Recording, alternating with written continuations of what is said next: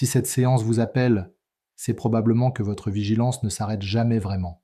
Même quand tout va bien, quelque chose en vous continue de scanner, d'anticiper, de surveiller, comme si votre système nerveux refusait de redescendre complètement. Et à force, ce n'est plus une protection, c'est une tension permanente. Cette séance va permettre à votre système nerveux de comprendre qu'il peut relâcher sans se mettre en danger. Bonjour et bienvenue dans cette séance d'hypnose causale Adrien Desmulliers. Mais avant de commencer, quelques éléments importants. Cette chaîne propose des séances d'hypnose causale qui travaillent en profondeur sur les mécanismes conscients, inconscients et émotionnels qui perturbent votre équilibre intérieur. Ces séances ne remplacent pas un accompagnement individuel et ne remplaceront jamais une prise en charge personnalisée en cabinet d'hypnose causale Adrien Desmulliers, mais elles peuvent constituer un véritable levier de régulation et de souveraineté intérieure. Si cette séance résonne pour vous, vous pouvez indiquer en commentaire le thème que vous aimeriez voir traité prochainement en hypnose causale. Vos retours participent directement à la création des prochaines séances. Vous pouvez soutenir la chaîne en indiquant par un simple pouce levé que ce travail vous est utile. Cela permet à ces séances d'être proposées au plus grand nombre. Maintenant, installez-vous confortablement. Fermez vos paupières. La séance va commencer. Pendant cette séance, il est possible que votre mental reste encore actif. Il est possible que certaines pensées continuent de circuler. Et tout cela est parfaitement naturel. Lorsque le système nerveux a appris à rester vigilant, il ne s'arrête pas immédiatement. Vous n'avez rien à réussir, rien à contrôler. Cette séance est conçue pour s'adresser au plus grand nombre. Certains passages feront directement écho à votre vécu. D'autres vous concerneront simplement moins. Et cela est parfaitement juste ainsi. Car votre inconscient retiendra naturellement ce qui vous correspond et laissera de côté le reste. Vous pouvez simplement rester présent, présente, pendant que votre corps apprend progressivement qu'il peut relâcher. Et maintenant, avant même de chercher à vous détendre, vous pouvez simplement remarquer l'espace autour de vous, le lieu dans lequel vous vous trouvez, les sons présents, certains proches, d'autres plus éloignés, sans chercher à identifier quoi que ce soit, juste constater que vous êtes ici et maintenant. Pendant que vous écoutez le son de ma voix qui vous guide et vous rassure, vous pouvez remarquer qu'aucune action n'est nécessaire. Vous n'avez rien à anticiper, rien à vérifier. Juste prendre quelques instants où votre attention peut rester posée sur ce qui existe déjà. Portez doucement votre attention vers le contact de votre corps, le poids de votre dos, du bassin, des jambes, ou peut-être simplement la sensation d'être soutenu. Le support sous vous porte déjà votre corps. Vous n'avez rien à maintenir. Et pendant quelques instants, vous pouvez laisser votre poids se déposer légèrement davantage, comme si la vigilance pouvait descendre d'un niveau seulement, pas disparaître, juste diminuer un peu, très naturellement, et remarquer quelque chose. Même lorsque vous cessez de surveiller, rien de dangereux n'apparaît. Votre respiration continue seule. Votre cœur fonctionne seul. Votre équilibre se maintient seul. Votre corps sait naturellement gérer énormément de choses sans intervention consciente. Et peut-être pouvez-vous laisser une petite partie seulement de cette surveillance se reposer, comme un gardien qui accepte de s'asseoir quelques instants, sans quitter son poste, simplement relâcher une tension inutile. Et seulement maintenant, votre attention peut se tourner légèrement vers les sensations internes, sans analyse, sans contrôle. Observez simplement le rythme de votre souffle, les micro-mouvements de votre corps, la tranquillité qui commence à apparaître. Et plus vous sentez vos appuis, plus votre système nerveux comprend qu'il peut fonctionner sans rester constamment en alerte. Le calme ne rend... Une grande partie de l'hypervigilance ne provient pas seulement de ce dont vous vous souvenez. Elle s'inscrit plus profondément dans ce que votre corps a enregistré sans mots. Le système nerveux apprend surtout à partir des expériences où quelque chose survient sans prévenir. Un changement brutal, une tension soudaine, un événement émotionnel impossible à anticiper. Dans ces moments-là, le cerveau ne cherche pas à comprendre, il cherche à survivre. Il enregistre une information simple. Le danger peut apparaître à tout moment. À partir de là, une adaptation silencieuse se met en place. Augmenter la sensibilité. Rester attentif aux variations les plus faibles. Détecter avant que cela ne devienne visible. Le corps devient alors plus rapide que la pensée. Certains sons attirent immédiatement l'attention. Certains mouvements déclenchent une réaction interne. Certaines sensations corporelles sont surveillées automatiquement, même lorsque rien de menaçant n'est réellement présent. Ce fonctionnement se maintient parce que le système nerveux privilégie toujours la sécurité à l'économie d'énergie. Mieux vaut rester inutilement prêt que risquer d'être surpris une seconde fois. Avec le temps, cette vigilance cesse d'être consciente. Elle devient réflexe, automatique. Le repos profond devient inhabituel. Le silence intérieur peut même sembler inconfortable, comme si l'absence de surveillance créait elle-même une forme d'insécurité. Le corps reste donc mobilisé, non par choix, mais parce qu'il n'a jamais reçu clairement le signal que l'événement est terminé, que l'environnement actuel ne nécessite plus cette activation permanente. Et tant que cette information ne s'inscrit pas physiquement, votre système nerveux continue simplement d'appliquer le programme appris. Certaines formes d'hypervigilance ne prennent pas uniquement naissance dans votre histoire personnelle. Elles peuvent s'inscrire beaucoup plus tôt, dans l'environnement dans lequel un enfant grandit. Certains systèmes familiaux transmettent une attention constante au danger, sans nécessairement le formuler. Faire attention, ne pas déranger, observer avant d'agir, sentir l'ambiance avant de prendre sa place. L'enfant apprend alors à percevoir ce qui n'est pas dit, les tensions silencieuses, les changements d'humeur, les signes annonçant un conflit ou un retrait affectif. Son système nerveux se développe dans cette nécessité d'adaptation. Rester attentif devient une compétence relationnelle. Une manière de préserver le lien, de maintenir la sécurité émotionnelle. Parfois, cette vigilance s'enracine dans des histoires familiales marquées par l'insécurité, des générations ayant connu la peur, l'instabilité, la maladie, les pertes soudaines ou des contextes exigeant une attention permanente. Même lorsque ces événements ne sont plus présents aujourd'hui, le corps hérite d'un mode de fonctionnement orienté vers la prudence. Comme si la sécurité dépendait d'une capacité constante à surveiller son environnement. Ce type d'apprentissage ne passe pas par les souvenirs conscients. Il s'inscrit dans la manière de réagir, parfois par mimétisme, dans la rapidité d'activation, dans la difficulté à relâcher complètement la vigilance. Le système nerveux adopte alors très tôt une posture d'anticipation silencieuse, non par peur consciente, mais parce que cet état représente la norme connue depuis longtemps, et ce qui a été appris très tôt par le corps, continue naturellement à fonctionner, jusqu'au moment où une nouvelle expérience de sécurité devient possible.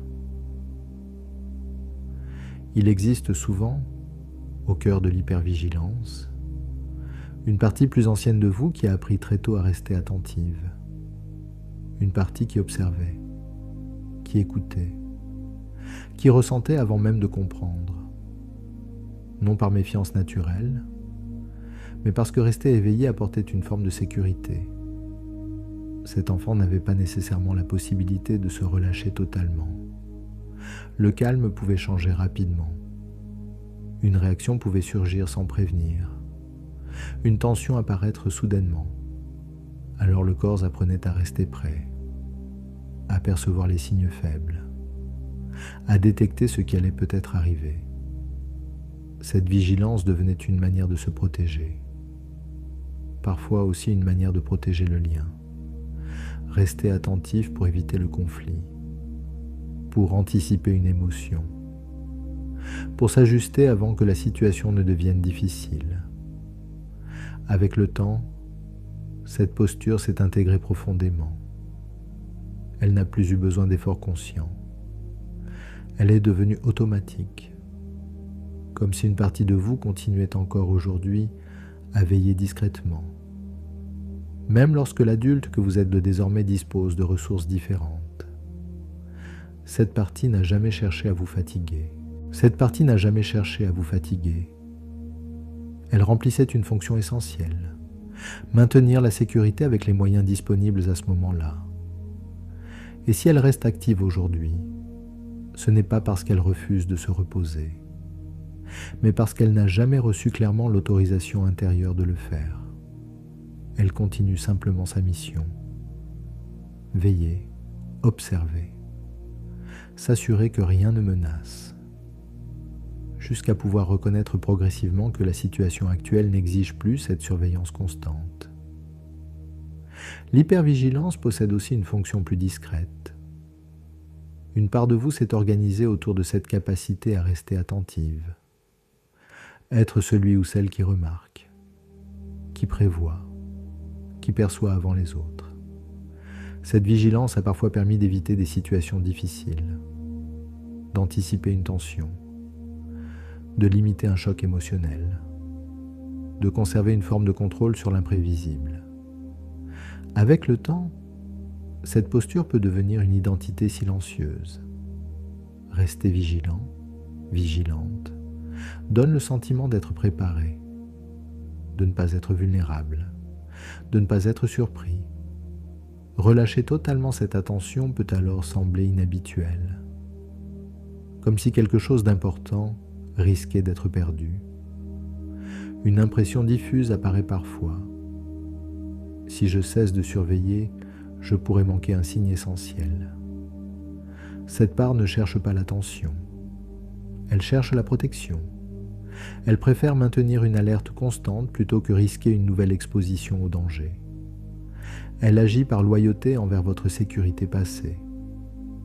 Et tant que cette fonction n'est pas reconnue, elle continue naturellement son travail. Car abandonner la vigilance sans compréhension serait vécu comme une prise de risque. Alors cette part maintient la surveillance, même lorsque le corps aspire au repos, même lorsque la situation actuelle permettrait davantage de relâchement. Reconnaître cette fonction change profondément le rapport à l'hypervigilance. Elle cesse d'être un défaut. Elle apparaît comme une stratégie ancienne, devenue simplement excessive face à une réalité qui a évolué. L'organisme ne relâche jamais un mécanisme de protection par contrainte. Il le fait uniquement lorsqu'il perçoit directement que la sécurité est suffisante. L'hypervigilance ne disparaît donc pas parce qu'on le décide. Elle diminue lorsque le système nerveux découvre qu'il peut fonctionner autrement. Une partie de votre corps commence alors à expérimenter quelque chose de nouveau. Restez présent, présente, sans rester mobilisé. Percevoir l'environnement sans devoir le surveiller en permanence. La vigilance cesse progressivement d'occuper tout l'espace. Elle devient disponible uniquement lorsque cela est nécessaire. Comme un système capable de s'activer rapidement, mais également capable de revenir au repos. Votre corps apprend alors une différence essentielle. Être en sécurité ne demande pas une attention constante. Certaines sensations deviennent plus larges. La respiration circule plus librement. Les muscles cessent progressivement de maintenir une préparation invisible. L'attention peut se poser sans chercher immédiatement un signal d'alerte. Rien n'est forcé, rien n'est supprimé. Votre système nerveux ajuste simplement son niveau d'activation. Et cette modification reste souvent discrète au début. Quelques instants où le corps réalise soudain qu'il n'était plus en train de surveiller. Un moment de calme inattendu, une absence temporaire de tension. Ces expériences deviennent des repères nouveaux. Le cerveau enregistre alors une information différente. Le repos peut être sûr. Et plus cette expérience se répète, Plus l'état d'alerte cesse d'être la position par défaut, votre système nerveux ne retrouve pas le calme par la réflexion. Il se régule par l'expérience directe, par des moments où aucune action n'est requise, où rien n'a besoin d'être anticipé.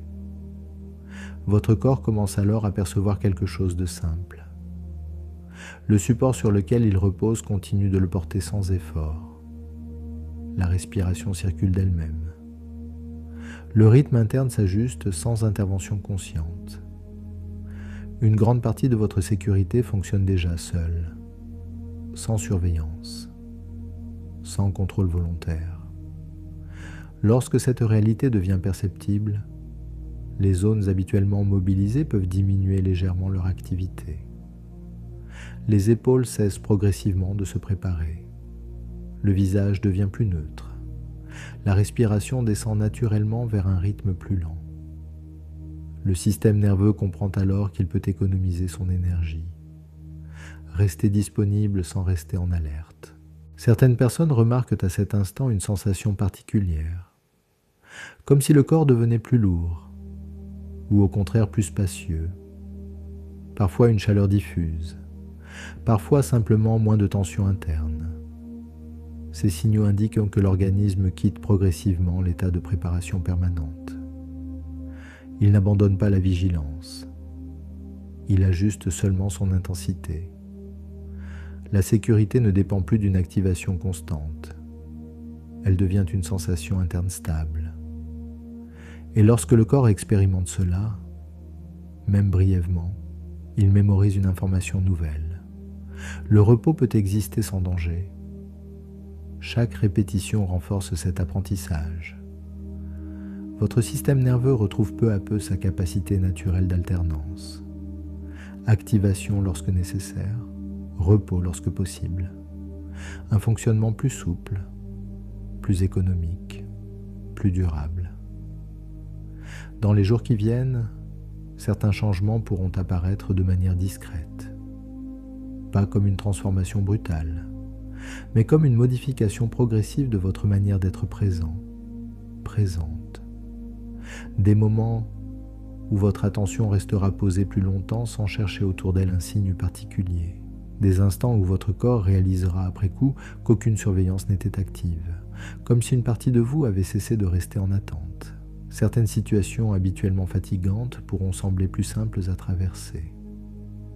Le regard moins attiré par les variations de l'environnement. Le bruit de fond intérieur moins mobilisant. Le besoin de vérifier diminuant naturellement, sans effort volontaire. Le repos deviendra parfois plus profond. Le sommeil plus récupérateur, non parce que quelque chose aura été forcé, mais parce que votre système nerveux commencera à comprendre qu'il n'a plus besoin de rester en alerte en permanence. Il est possible aussi que vous remarquiez une différence subtile dans votre présence aux autres. Moins de tension anticipatoire, moins de lecture immédiate du danger potentiel, davantage de disponibilité, comme si votre énergie cessait progressivement d'être utilisée pour surveiller et redevenait accessible pour vivre pleinement l'instant. La vigilance reste présente lorsque nécessaire, mais elle cesse d'occuper tout l'espace. Elle redevient une fonction ponctuelle et non plus un état continu. Et parfois, sans même y penser, vous pourrez constater simplement « Mon corps était calme, l'environnement ne demandait rien, et tout allait bien ». Ces expériences, même brèves, permettent à votre système nerveux d'intégrer une nouvelle référence intérieure, une manière différente d'exister, où la sécurité ne dépend plus d'une attention constante, mais d'un équilibre retrouvé. Le système nerveux apprend par répétition, non par effort, mais par familiarité. Chaque fois que vous réécouterez cette séance, votre organisme reconnaîtra plus rapidement cet état où la vigilance peut diminuer sans compromettre la sécurité. Il n'est pas nécessaire de chercher un résultat particulier. Certaines écoutes sembleront profondément apaisantes, d'autres paraîtront plus neutres. Parfois, votre attention restera présente, parfois elle s'éloignera. Il est même possible que vous vous endormiez, et tout cela participe au processus. Car pendant que votre mental se repose, votre système nerveux enregistre progressivement une information nouvelle. Il peut exister sans rester en alerte permanente. C'est pourquoi il vous est recommandé d'écouter cette séance quotidiennement pendant 21 jours. Cette répétition permettra à votre corps d'intégrer durablement une nouvelle référence de sécurité. Jour après jour, l'état de repos deviendra plus accessible, la récupération plus naturelle. La vigilance retrouvera progressivement sa juste place, présente lorsque nécessaire, silencieuse lorsque tout va bien, sans effort particulier. Simplement parce que votre organisme apprend à nouveau qu'il peut se sentir en sécurité. Et maintenant, il est possible que vous ressentiez déjà un peu plus d'espace à l'intérieur, comme si certaines tensions avaient commencé à se relâcher, comme si quelque chose avait commencé à se réorganiser tranquillement. Et ce travail va continuer dans les heures et dans les jours qui viennent, car l'inconscient sait exactement comment activer ce qui vient d'être intégré. Si vous écoutez cette séance en journée, vous pouvez simplement reprendre tranquillement contact avec votre respiration, sentir à nouveau le poids de votre corps, les sensations autour de vous, et revenir progressivement à votre rythme habituel, en gardant avec vous ce qui vient d'être utile. Si cette séance vous a été utile, vous pouvez l'indiquer par un simple pouce levé. Vous pouvez aussi vous abonner à la chaîne pour découvrir les prochaines séances d'hypnose causale. Je vous retrouve très bientôt pour une nouvelle séance d'hypnose causale, Adrien Desmulliers. Prenez soin de vous.